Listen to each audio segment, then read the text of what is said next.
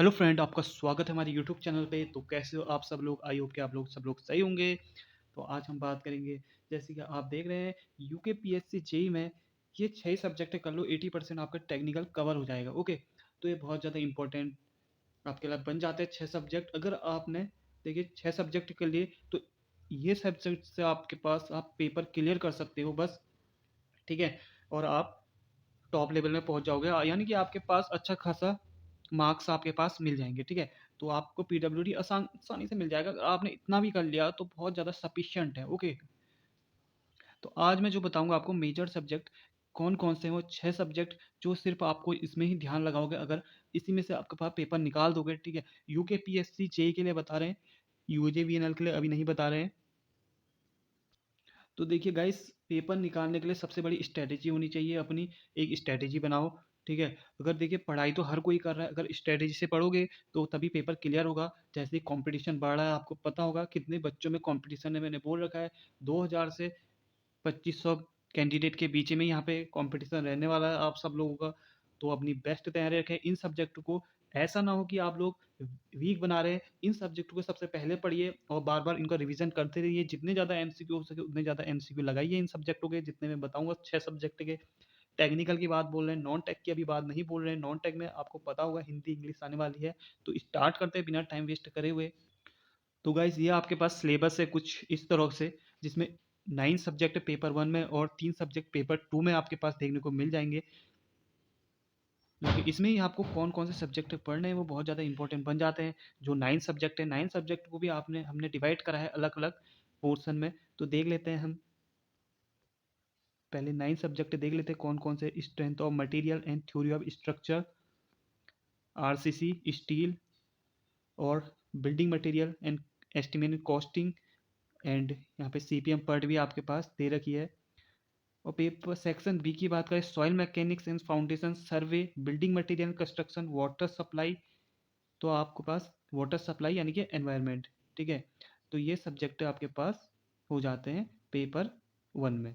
अब पेपर 2 की बात करें, जैसे पेपर 2 में आप आ जाते हैं, इरिगेशन, हाइड्रोलॉजी और हाइड्रोलिक्स इसमें देखने को आपके पास मिल जाएगा। जिसमें हम बता दें पेपर 2 की इरिगेशन के कितने रहने हैं, एफएम के कितने रहने हैं, वो भी हम बात करेंगे कितने क्वेश्चन। और हाइड्रोलॉजी के कितने क्वेश्चन रहने हैं, क्या हम इरिगेशन को ज़्यादा पढ़ें, क्या हाइड्रोलॉजी को ज़्यादा पढ़ें, या फ्लूइड मैकेनिक्स को ज़्यादा पढ़ें, वो भी देखेंगे हम इसमें। तो गाइस हम लोग सबसे पहले बात कर लेते हैं कौन कौन से सब्जेक्ट हैं, फिर बताएंगे आपके कौन कौन से टॉपिक उसमें से इंपॉर्टेंट है। सबसे नंबर 1 में बात करें तो आपके पास सॉइल मैकेनिक्स को सबसे ज़्यादा प्रेफरेंस दीजिए, क्योंकि यहाँ से 40 मार्क्स का यानी कि 40 क्वेश्चन आपके पास रहने वाले हैं। ओके, सेकंड में बात करें सर्वे की, ये पेपर 2 की सर्वे, यहाँ पर सिर्फ 40 क्वेश्चन रहने वाले हैं। थर्ड में बात करें आपके पास एनवायरमेंट। एनवायरनमेंट क्यों रखा है यहाँ पे कम क्वेश्चन है, क्योंकि एनवायरनमेंट रॉ वाटर तो हर कोई पढ़ के जाता है, वेस्ट वाटर इसमें यानी कि पार्ट 2 जो एनवायरनमेंट पार्ट 2 है वेस्ट वाटर, वो कोई नहीं पढ़ के जाता, बहुत कम पढ़ के जाते हैं। तो यहाँ पे मेरिट यहीं पे कट ऑफ डिसाइड होती है। ओके, आपके पास एनवायरनमेंट 2 अच्छे से पढ़ के जाना है। इसमें से भी आपके पास 16 क्वेश्चन, 16 से 20 क्वेश्चन आपके पास पूरी एनवायरनमेंट 1 2 से देखने को मिल जाएगी। उसमें से भी जो रॉ वाटर का पार्ट है उसमें से कम रहेंगे, और जो वेस्ट वाटर का पार्ट है एनवायरनमेंट से ज़्यादा क्वेश्चन रहने के चांसेस हैं। ये हो गए 3 सब्जेक्ट जो मोस्ट इंपॉर्टेंट हैं। और आपके पास चौथे में हम बता दें एक आरसीसी का सब्जेक्ट। ओके, आरसीसी पढ़ सकते हैं आप लोग। आरसीसी भी अच्छे खासे क्वेश्चन आपके पास देखने को मिल जाएंगे, 25 क्वेश्चन तक आपके पास देखने को मिल जाएंगे। आरसीसी पढ़नी नहीं है आपको। आरसीसी में सिर्फ आपके पास आईएएस कोड 4 5 6 कर लीजिए, वो आपके पास, ठीक है, वो बेनिफिट है। ओके, इतना ही आपके पास पढ़ना है, ठीक है। तो आरसीसी, स्टील पढ़ सकते हैं। कितने सब्जेक्ट हो गए? 4 सब्जेक्ट हमारे पास। आप इतना भी 4 सब्जेक्ट भी कर लेते हैं। कौन कौन से? सॉइल सर्वे, एनवायरनमेंट और आरसीसी। ओके, तो ये सब्जेक्ट भी आप कर लेते हैं तो भी आपके पास देखिए 200 मार्क्स कहीं नहीं गया आपके, अगर आप ये भी कर ले जाते हैं और इसके साथ आप स्टील भी कर लेते हैं। स्टील भी आपके पास आईएएस कोड डायरेक्ट आ देता है, ठीक है। तो इन दोनों को तो आपके पास पढ़ना नहीं है। इन दोनों में आपने क्या करना है, आईएएस कोड को सिर्फ और सिर्फ आईएएस कोड पढ़िए, वहां से काम हो जाएगा आपके पास। सारे के सारे आईएएस कोड से आपके पास देखने को मिल जाएंगे। अगर स्टील को भी इसको इंक्लूड कर लेते हो तो यहाँ पे आपके पास 270, ठीक है।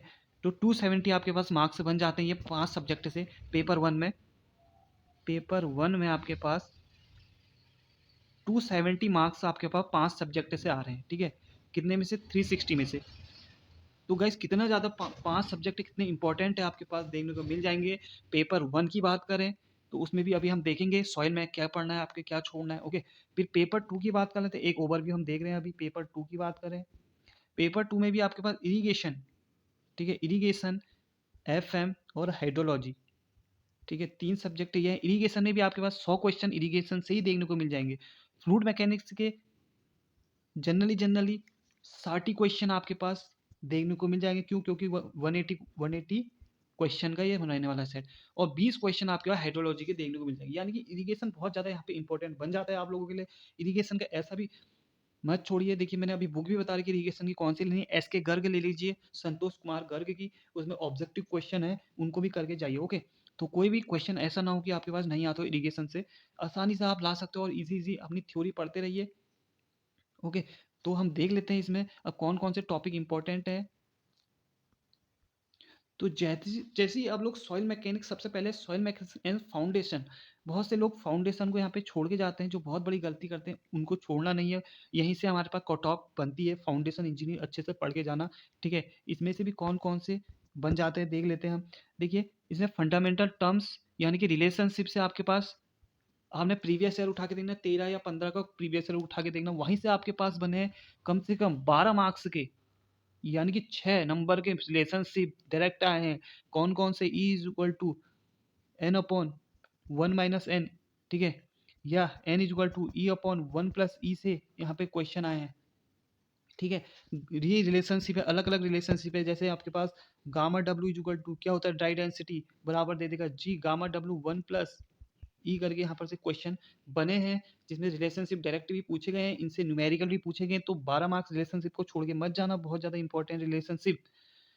फिर बात कर लें हमारे पास classification of identification of soil की बात कर ले। यहाँ से भी आपके पास क्वेश्चन रहे हैं, जिसमें हमारे पास आइडेंटिफिकेशन, इसमें सिल्टिक ले कौन सी है, ए लाइन यू लाइन का फॉर्मूले से डायरेक्ट क्वेश्चन बने हुए हैं, जो बहुत ज़्यादा इंपॉर्टेंट है आपके लिए। फिर सबसे ज़्यादा इंपॉर्टेंट मोस्ट, अगर जो मैं सबसे ज़्यादा प्रायोरिटी दूंगा, इंडेक्स प्रॉपर्टी, क्योंकि यहाँ पे इंडेक्स प्रॉपर्टी ने अलग से दर्शाई है। तो इंडेक्स प्रॉपर्टी में आपके पास कैसे Grande, liquid limit, liquid index से क्वेश्चन रहेंगे, लिक्विड इंडेक्स, प्लास्टिक इंडेक्स, यहाँ से भर भर के क्वेश्चन रहने वाला है, ठीक है। तो बहुत ज़्यादा इंपॉर्टेंट है क्योंकि ये लंबा भी है थोड़ा सा, ओके। फिर आप देख सकते हैं इसमें लेबोरेटरी डिटरमाइन, लैब आपके पास जो भी लैब में वाटर कंटेंट निकालते हैं, ओवर ड्राइंग, ओके, ये जो आप करते हैं पिग्नोमीटर, इसको भी आप पढ़ के जाइए। कैपिलरी से आपके पास कैपिलरी और परमिलिटी से क्वेश्चन रहेंगे। लैब मेथड डायरेक्ट डायरेक्ट देखिए, इनके फॉर्मूले आपके पास याद कर लेना। फैक्टर अफेक्टिंग और परमिलिटी, कॉम्पैक्शन मेथड, कंसोलिडेशन, ये यहाँ पे कंसोलिडेशन अच्छे से करके जाना। ये यहाँ पे बच्चों के क्वेश्चन गलत कराता है। कंसोलिडेशन हम बताएंगे आपको कौन से गलत हो सकते हैं। कंसोलिडेशन आपके यहाँ बच्चों के क्वेश्चन गलत कराता है, पहली बात।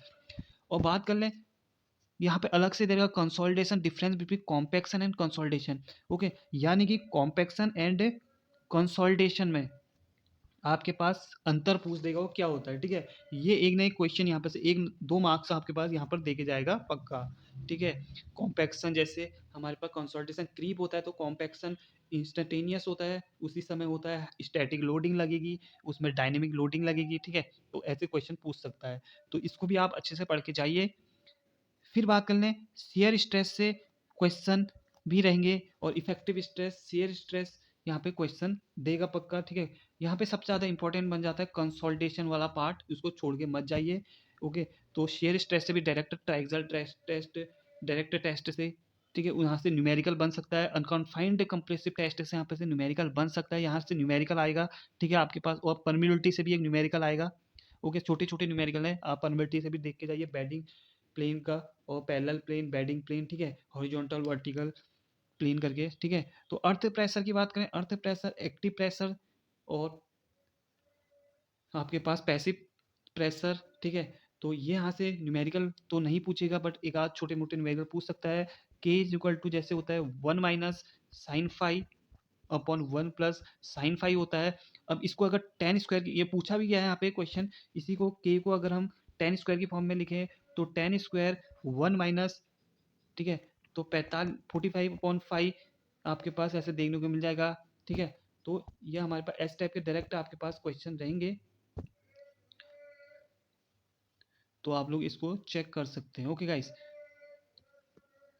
और आपसे ये भी पूछ सकता है केपी का फॉर्मूला, डायरेक्ट डायरेक्ट आपसे आप पूछ सकते हो। ओके, केपी का फॉर्मूला बता दो, तो यही हमारे पास इंपॉर्टेंट बन जाता है। जिस टाइप का मैं बता दूं कुछ आपके पास, जैसे के का क्या फॉर्मूला बन जाएगा हमारे पास, जैसे क्या पूछ देगा, कोफिशिएंट ऑफ एक्टिव प्रेशर पूछ देगा इसी में हमारे पास। तो ये फॉर्मूला जो बनता है के का 1 minus sine five upon 1 plus sine five, ये बहुत ज़्यादा इंपॉर्टेंट है क्योंकि डायरेक्ट भी बन सकता है आपके पास। इसको अभी के अभी याद कर लीजिए। अगर इसको टेन की फॉर्म में लिखे हम, तो क्या हो जाएगा, टेन की फॉर्म में टेन स्क्वायर 45 + 5/2, ठीक है, 45 + 5/2 यहाँ पे देखने को मिल जाएगा आपको। तो ये बहुत ज़्यादा इंपॉर्टेंट फॉर्मूले बन जाते हैं। वही केपी का भी पूछ सकता है, आप इसको पढ़ सकते हैं। ओके, तो ये पूछे भी गए हैं। फिर बात कर लें हम कॉलम से भी हमारे पास यहाँ पे थ्योरी पूछ सकता है, अनकन्फाइंड अर्थ प्रेशर। फिर आपके पास बन जाता है यहाँ पे फाउंडेशन इंजीनियरिंग, सबसे ज़्यादा important, shallow and deep foundation. Okay, फिर स्टेबलाइजेशन, फिर लाइम, सब ये बहुत ज़्यादा इंपॉर्टेंट है। 9, 10 और 11 सबसे ज़्यादा फाउंडेशन का पार्ट है। फाउंडेशन में दो ही पार्ट, तीन ही पार्ट है, इंपॉर्टेंट, वेरी वेरी इंपॉर्टेंट बन जाता है। जैसे फ्रिक्शन पाइल पूछ सकता है, पाइल के क्लासिफिकेशन से क्वेश्चन बनेंगे आपके पास, एक दो क्वेश्चन यहाँ से बन जाएंगे पाइल के क्लासिफिकेशन से।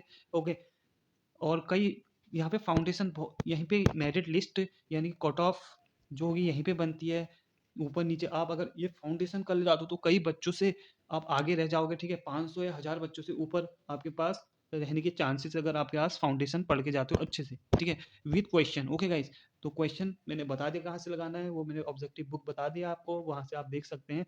अब हम जस्ट मूव कर देते हैं सर्वे में। सेकंड जो मेजर सब्जेक्ट है वो सर्वे है। सर्वे में भी आपके पास कितने क्वेश्चन रहने वाले हैं, यहाँ पे आप सिलेबस तो आपने देखा होगा, डायरेक्ट बता देता हूँ। 40 क्वेश्चन सर्वे से रहने वाले हैं, ठीक है। उसमें से भी चेन चेन सर्वे आपके पास मोस्ट इंपॉर्टेंट, चेन और थियोडोलाइट। थियोडोलाइट क्योंकि हम जनरली यूज करते हैं, थियोडोलाइट, डेम्पी लेवल, चेन और थियोडोलाइट एंड लेबलिंग, ठीक है। कौन कौन से हैं आपको जरा एक्सप्लेन कर देते हैं, इसमें से भी इंपॉर्टेंट। इसमें से सर्वे में चैन से सबसे ज़्यादा चैन सर्वे, थियोडोलाइट, ठीक है। उसके बाद आपके पास लेबलिंग, अच्छे से करके जाना होगा गाइस।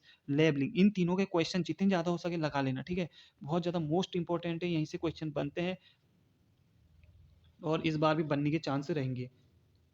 अब बात कर ले strength of material and theory of structure. आपको आपको सिर्फ स्ट्रेंथ ऑफ मटेरियल ही नहीं पढ़नी है आपको, यहाँ पे देखिए effect of force, tension and compression, body diagram, virtual force, ठीक है, ये principle of energy, conservation of movement, ठीक है। ये हमारे पास यहाँ तक जो आपके पास है, यहाँ तक, ठीक है, यहाँ तक आपके पास जो पार्ट बन जाता है वो बन जाता है कौन सा, अप्लाइड मैकेनिक्स, आपने डिप्लोमा में पढ़ी होगी, वहीं से ये बन जाता है, यानी कि, ठीक है। तो ये आपके पास पढ़ना होगा, आपके पास इंजीनियरिंग मैकेनिक्स, ठीक है, ये आपको पढ़नी ही पड़ेगी, तब आपके पास ये पूरा बेनिफिट देगा। स्ट्रेंथ ऑफ मटेरियल्स, इसमें से भी आपके पास 25 से 30 क्वेश्चन आपके डायरेक्ट देखने को मिल जाएंगे। ओके, जिसमें से भी S F D and B M D important है, ठीक है गाइस। और मैंने तो आप बता ही दिया आपके पास आरसीसी में क्या पढ़ना है और स्टील में आपके पास क्या पढ़ना है। यहाँ पर से आपके पास कोड पढ़ के जाने हैं, आईएएस कोड, आईएएस कोड आपको पढ़ के जाने हैं इन दोनों में से, बाकी कुछ नहीं पढ़ना। आईएएस कोड पढ़ के जाना, यूट्यूब में बहुतों ने कराया होगा, आईएएस कोड डायरेक्ट डालना, वहां से आपके पास इसको पढ़ सकते हो। और गाइस ये देखिए हमारे पास पेपर 2 का बात करें तो मैंने आपको बता ही दिया है कितने मार्क्स का रहने वाला है। सीधे सीधे बता देता हूँ आपको, सिलेबस तो आपने देख ही लिया होगा, तो डायरेक्ट बिना टाइम वेस्ट करे हुए आपको बता ही देते हैं। जैसे ही आप गाइस इसमें इरिगेशन, ठीक है, इरिगेशन का अलग पार्ट है और फ्लूइड मैकेनिक्स का अलग पार्ट है, हाइड्रोलॉजी का अलग है, ठीक है। तो इनको अलग अलग पढ़ना। 100 क्वेश्चन यहाँ से रहेंगे, 60 क्वेश्चन यहाँ से रहेंगे और 20 क्वेश्चन यहाँ से रहने वाले हैं। ओके, इसी हिसाब से आप स्ट्रेटेजी बनाइए, एक एक टॉपिक को उठाइए। बुक कौन सी, एस के गर्ग ले सकते हैं, ठीक है, संतोष कुमार गर्ग करके बुक है, बहुत अच्छी बुक है, उसमें ऑब्जेक्टिव भी दे रखे हैं, तो आपको करना ही होगा इतना। ओके, तो इतनी अगर आप कर लेते तो आपके पास यहीं पे मैं बना के लाया था आपके पास। और मान लीजिए आपके पास हिंदी में भी, ज़्यादा नहीं कह रहा हूँ मैं, हिंदी में भी आपके पास 50 नंबर आ गए, इंग्लिश में भी आपके पास 50 मार्क्स ले आते हो, तब भी आपके पास कितने बन जाते हैं, 650 यहाँ पे बन जाते हैं मार्क्स। अगर 5 सब्जेक्ट पेपर 1 और 2 सब्जेक्ट, ठीक है, पेपर 2 को भी देते हो आप, इरिगेशन और फ्लूइड मैकेनिक्स, तो 7 सब्जेक्ट बन जाते हैं। वैसे तो मैंने 6 सब्जेक्ट बताए थे, और 7 सब्जेक्ट कर लीजिए अपना, पूरा आप सिलेक्शन ले जाइए। 7 ही सब्जेक्ट ले, ज़्यादा मत पढ़िए, टॉपर को भी देखेंगे कम ही सब्जेक्ट पढ़ता है। ओके, तो मिलते हैं आपसे नेक्स्ट वीडियो में। ऐसी वीडियो देखने के लिए हमारे चैनल को सब्सक्राइब एंड लाइक जरूर करें गाइज। तो thank you, bye bye, take care.